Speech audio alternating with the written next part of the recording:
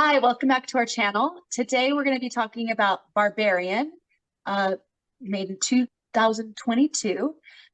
Georgina Campbell plays Tess, Bill Skarsgård plays Keith, Justin Long plays AJ, Matthew Patrick Davis plays the mother, Richard Brake plays Frank, and it is directed by a man named Zach Cregger. He's the director of this film. So I loved it. It was a great movie. It was super creepy. I watched the entire thing. I didn't fast forward any of it. And it was perfect for October. And I was creeped out the entire time. And there's little twists and turns within the film. You think one thing's happening and something else completely different. And I loved it. So I'd love to have Gary break it down, though. So the psychological things that the director did to make it so creepy and engaging and interesting. And Well, I felt anxiety throughout the entire thing. So I had that anxiety and the feeling of what's going to happen next. So anticipation. yeah, he kept the creep factor going pretty well all the way through even with Justin Long, the movie star character, he was particularly creepy. So it's like it was even in the most simple situation, just sitting in a car talking, you just felt the creepiness oozing off the screen, right? Yeah. And then Bill Skarsgård being is it Alexander Skarsgård? He comes from the acting family, the True Blood actor, and yes, one of my faves. Yeah, one of your faves. And his father, who was a big actor also, which I can't remember his name, but he's been in lots of movies long before his kids, of course. So he comes from a very, and he played the clown in It. So when you saw him, you're automatically, I knew who that was. So I was automatically creeped out by the stranger, trope. So basically let's talk about the $4 million. They made this movie on $4 million. And this is his first directing job. He did some little documentary, I think. I'm talking about Zach Cregger, the director. But he was in the original, or he was the original cast member of and I don't even know anything about this show at all. It is called The Whitest Kids You Know. So he was part of that cast, 5 seasons. So it was a hit. So he came from a comedy sketch background, and guess who he went to for advice? Who also has a comedy sketch background, who does horror movies? Jordan Peele. So Jordan Peele was his advisor on this movie. So the old adage in Hollywood is horror movies never lose money. Horror movies never lose money. So if you're going to start out as a director, you start out in horror. And almost every big director I'm sure there's many that you could think of, maybe other than Quentin Tarantino. A lot of them started out doing horror movies. Sam Raimi, one of the most famous, who's done tons of producing and did the Spider-Mans back in the early 2000s. He started out with the movie The Evil Dead. That was his first big movie. It wasn't even that big. It's probably made on like $500,000 or something, right? But it became a huge hit. So starting out in horror, even if you come from comedy, is, I guess, the way to go, because he did yeah. Do horror movies win Academy Awards, though? They do not, but that's where you start, and then hopefully, maybe, I don't think Nope will win an Academy Award, but maybe for some. Well, I take that back. The Exorcist won a bunch of Academy Awards for for the technical part of it. So that was probably the Exorcist is like the epic of all horror movies, right? Because it was kind of serious. You could actually think that maybe this might be real, right? Type of thing, other than just and in this case, I don't know. For this movie, I had to suspend my suspension of disbelief a little bit, right? For the genetic, stuff. Spoiler alerts are be coming up for all that genetic stuff. But other than that, the guy, used a lot of great plot twists. You know, he used every horror trope you can think of, you know, like the basement, don't go in the house, don't go in the basement. For God's sakes, don't go down that tunnel. What the hell's wrong with you? They never listen, do they? You can scream at No. the screen all day long, they won't listen to you. Oh, there's never any policemen around, but in this case, there were policemen around, but they were completely useless, right? Mm-hmm. And then the creepy neighborhood, right? Which is unbelievable. Why would Justin Long, did he get bad advice from a real? There's another suspension of disbelief. Get bad advice from a real estate salesman, you know, Yeah. to buy that house. It's so cheap. You can get it for nothing. Because right, you get literally, you can in Detroit get you know, get things for. Hold on, I'm sorry, these guys. Oh, he already picked up my boxes. Okay, this is I just moved into a new condo, and that's why the background's different in Chiang Mai, Thailand. So right now they just picked up my moving boxes I left outside the door. So that's all taken care of. Anyway, so yeah, I had to suspend my disbelief with Justin Long, but I thought that was a great little, you know, to add him in at the really at the high point of the first part of the first act, I guess you'd say. And then you switch over to something completely different. You're like, whoa, what the hell's going on here, right? Yeah. You know, so just he took the horror tropes and he just spun them around. That's what you have to do, because, you know, a horror movie is a horror movie, and most horror movies use the same ideas over and over again. It's just it's like the ingredients to a you know, your special cake or something you're making. It's just that you got to be creative with those ingredients, right? Mm-hmm. Or it just becomes the same old slasher, you know, horror movie type thing. And I guess, you know, it was definitely a kind of a slasher, you know, idea behind it. I was relating it to another movie that just come out. Oh yeah, the X movie. Now those are two very good horror movies that you have not seen yet, X and Barbarian. And Yeah. both of them came out recently, both probably made. I would think X was probably made with more money, but I've never really looked at that since we haven't really reviewed it. But Barbarian, probably one of the best reviewed movies of the year too. Mm. Critics gave it 92%. You know, the only reason I would think someone would criticize it is because of the suspension of disbelief. Some of those things are a little bit far-fetched, right? Right. Yeah. But it worked, and it's just a fun, it's a you know, it's one of those kind of movies. It's a fun ride, right? It's like you get you know, the fun house. You're going to get on the ride and go through the fun house and get scared and then come out the other side, right? Was it again a horrible, you know, usually horror movies have a very horrible ending. It wasn't that horrible of an ending though. I mean, I found it fairly uplifting. It was satisfying. It was a satisfying. Yeah, it didn't leave you like what was the movie? Oh yeah, The Mist, the one remember that one? You just felt like, oh, I just want to. And again, like I said, the short story that Stephen King wrote evidently ended with a more upbeat ending. But for some reason, when they made the movie, maybe he had read the same books I did. The director, that, you know, a horror movie has to have a horrible ending or something, right? So or read the same or heard the same people talk about that kind of stuff. So in this case, you know, it was, I don't want to give things away. Well, let's take, it depends on your perspective, right? Of what you think is of the ending. So I think it's okay to give things away. I mean, people have spoiler alert, you know. No, yeah. Well, I'm not going to talk about the ending. It's just, you have to find out yourself. And you might think, oh, he's crazy. That was a horrible. And when I'm talking about horrible, I'm talking about in the sense of the horror genre being, you know, a true horror at the end, right? Like a lot of horror movies are. Like the movie Drag Me to Hell. You ever see that movie? Never? That's a Sam Raimi film.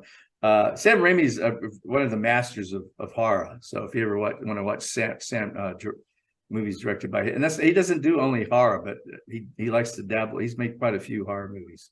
And Drag Me to Hell is probably one of the more recent ones in the last 10 years that he's made, because he's done so many other mainstream movies now. He's become a really big star, directing star. But this guy has definitely got a future if he can, it depends on his second movie, of course. Is he going to continue working in horror, horror or horror? Yeah, horror. I can't say that word. Or is he going to, branch out into something else? But, the amount of money he probably made, or this movie made, because $4 million is considered low budget nowadays. Yeah. I mean, it is. Yeah, it is. And you could tell, but it was a fairly, and well, here's the interesting part. It was shot in, where was it shot? Was it shot in Detroit? Oh, I take it back. Some of it was shot in Detroit. So it was shot in Detroit and LA. So I guess they did studio stuff in Los Angeles and then Detroit. Because at first they had some little blurb about some other country, and I go, what? I can't believe it. And then as I watched it, it said Detroit. Yeah. So there was a Detroit unit. So they did a lot of Detroit work. Boy, that poor city, huh? That's just like, ooh. If you're from Detroit, I'm sorry, but it doesn't paint a very good picture of Detroit, other than downtown Detroit looked okay, right? Right. And but again, why would she go back to that? What is it? Airbnb? Why would she return? I would not go back. Well, thank you for bringing that up. Yeah, it also brought in a lot of, and X did the same thing. This whole thing of morality, right? I mean, these horror movies in general, and I think even Stephen King said that in one of his books about writing, is that they're morality plays, right? It's all about the morals of the human and the foibles. And a lot of times people, they're either greedy or but she was a fairly pure soul, it seemed. And so did the stranger, Bill Skarsgård. He was a fairly pure soul too. Yeah. But we weren't sure. We weren't sure if he was. But he was a man. And for some reason that, boop, the thing, I'll call it, the shape as they call it in Halloween, she didn't particularly like that guy for some reason. She didn't even give him a chance. Right? Whereas, the girl played along. But maybe in general, the guys had a hard time dealing with the idea of being, Beowulf's mother's baby. I call it Beowulf's mother, but I can't remember what her name was, Randolph or something. So anyway, it was. I thought it was an amazing first effort. I'm just totally impressed with this guy's, chops. Right. Yeah. The script itself. It doesn't really say who wrote the script. Maybe he wrote it. I don't know. Yeah, it was questionable, but he took some of that stuff that was a little bit hard to swallow, and he made something out of it, right? And he made it work. And it brings us back to the morality play. It's all about she was a pure soul, but the other character, Justin Long, was the exact opposite. Anything but pure. He didn't even know what the hell he was himself. He didn't know if he was a bad guy or a good guy. He just reacted to everything, and bad guy. Yeah, met his But normally he plays likable characters. Yeah, well, so this was great. He was fantastic. But look at Bill Murray, fantastic guy. Now he's being dragged under the bus, right? And the more and more stuff keeps coming up. I know. From actresses that I respect. I don't know much about them, like Gina. What's her name again? Gina. The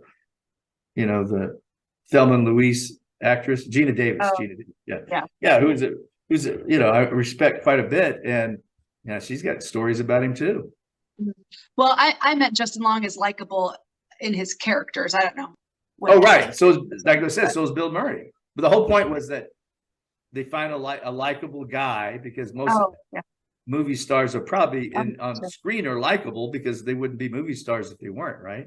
Yeah, Get it? I gotcha. mean, because they got to sell the movie, and if the audience doesn't like you for whatever reason, you know, like certain actors who might be great in one part are terrible in another part, right?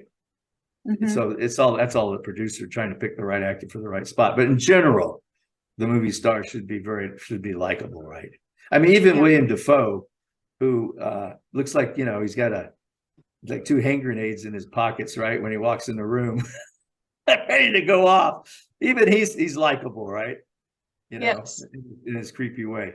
So I mean, you got to be a certain likability, and I think that's why they chose Justin Long, because he's such a, like he still looks like a little kid, kind of, even though he's getting older. And it just, how can this guy do this, that, whatever he was Mhm. accused of doing, right? And it turns out the girl was right, as Right. Wow, now we give it back into spoiler alerts.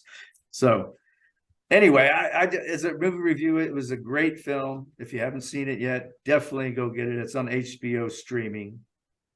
It's a fabulous watch, and it keeps you going from beginning to end. Yeah. I want to talk about the going down the stairs. I literally have nightmares about those kinds of scenarios, like going into these creepy rooms that I don't know where they go, and like it was horrifying. Well, Horrifying. I kept thinking about, damn, this dude's one industrious guy. The guy who built all that stuff down there and dug that tunnel. I said, man, he's been a busy beaver. That Yeah. guy, that was the old guys living down there. So it's like, which brings it back to the question, will there be a Barbarian too? Because Mhm. the old guy kept talking about the worst things in the house, right? Like, Oh, there what? will be a barbarian too. I predict that. They I would put probably money on that.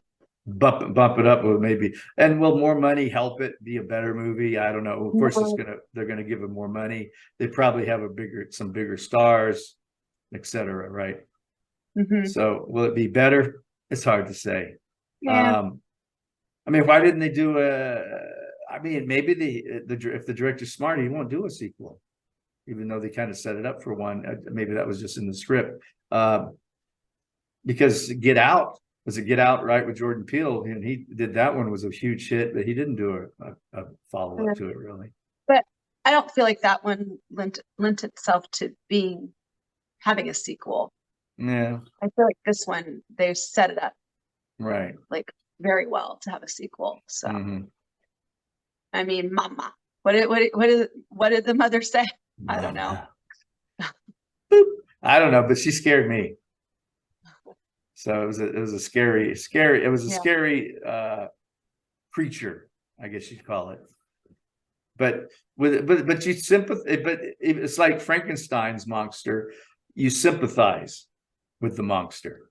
Right. Another trope that they use, like, which I thought was fantastic, because Frankenstein's monster is a very sympathetic monster, right? A creature. Yeah. You don't feel in the other slasher movies like Halloween you don't feel sympathy for those No. guys. You just want them done. You want them gone. They're horrible. Mhm. But in this case, that you felt sympathy, right? Yeah. Creature, which is And fantastic. So I mean, the emotional, it was an emotional roller coaster, right? yeah, and that's why Which it is worked, what because there was connection, and you were rooting for her. I know, not, I mean, you weren't rooting for her, but you had I was to at certain points right. when Yeah. she was doing the right thing, or it Mhm. was, but when she was not doing, because she had no I guess her thinking facilities weren't great, right? Mhm. She was Yeah. just pure emotion, pure Right. woman, motherly emotion, right? Now, I have a question for you. Would you have drank the bottle, sucked on that Oh, bottle? hell yes. Might have thrown up afterwards, but I would have done it.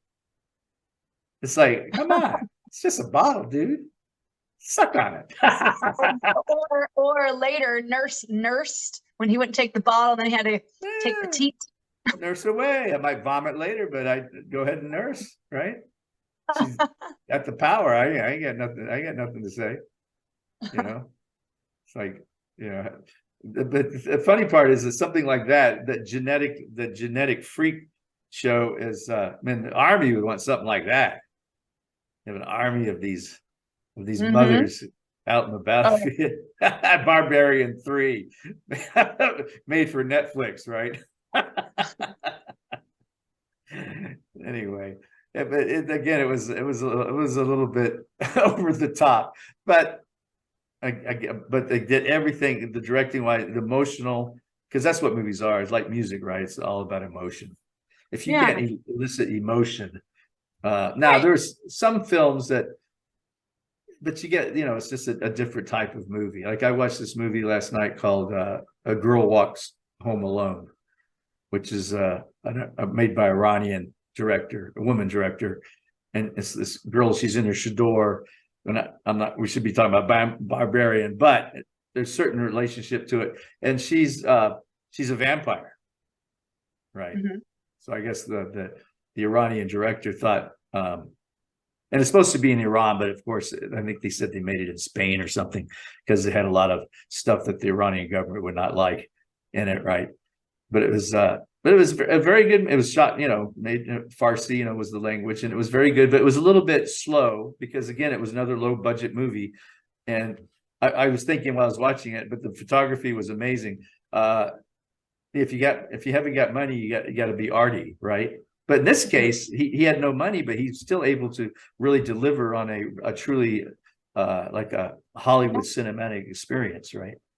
Yeah, it was, you know, perfection. not, you know, not, it didn't even, I mean, some people might say it's kind of an art film, but I don't know.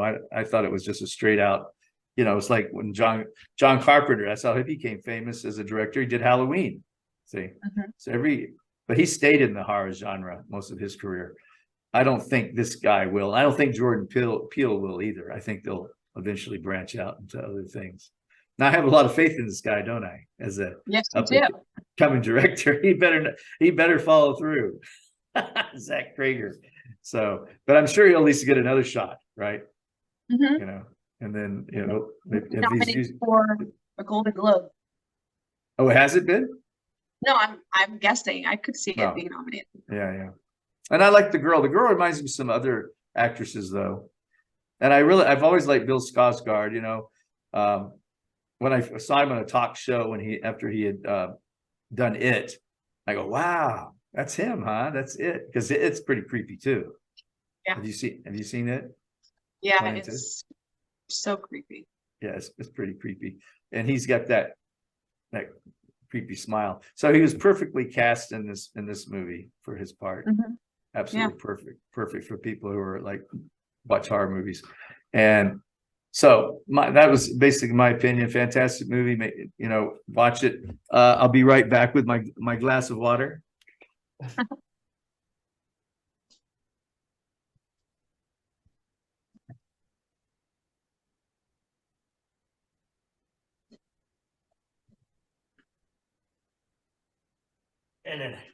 And this is a full glass today.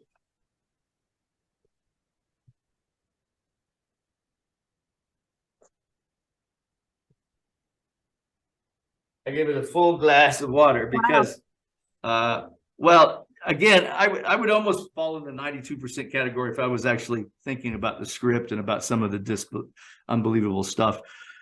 But in general, it was that I think the movie itself was so well done that that kind of overrides that. So I would give it the full glass today. I concur. I'm a fan of the horror films, so even the bad ones I enjoy watching sometimes. I've kind of grown out of that though over the years, but back when I was younger, even a bad horror film was always, I found kind of fascinating. Like The Fly. Well, that's a great film. Talking about the original or the original, or the Jeff Goldblum one? Yeah, no, isn't that the original? That is not the original. The original was made, I think, 1960. James Clavell directed it. Who was a very famous novel writer, but he started out as a Australian guy. He started out as a script writer, wrote a bunch of scripts. You'll see his name on a ton of movies back in the late 50s and early 60s. And he directed The Fly. I assume he wrote the script for it too. We're talking about the original Fly. Right. Which is never seen it. Which is considered a classic also, but it doesn't have all the great special effects and Jeff Goldblum, doing all that stuff. It's really really fantastic. So anyway, I would not consider The Fly as a bad film. We're talking more like, and some people might argue with me on this, like St. Valentine's Day's Slumber Party Massacre or something like that, right? Yeah. I think I just made that name up. There should be a movie there's something like that. There's like some miner goes around with his pickaxe killing lovers and stuff, and that was actually considered a classic. I can't remember the name of it. But there's some really bad ones out there that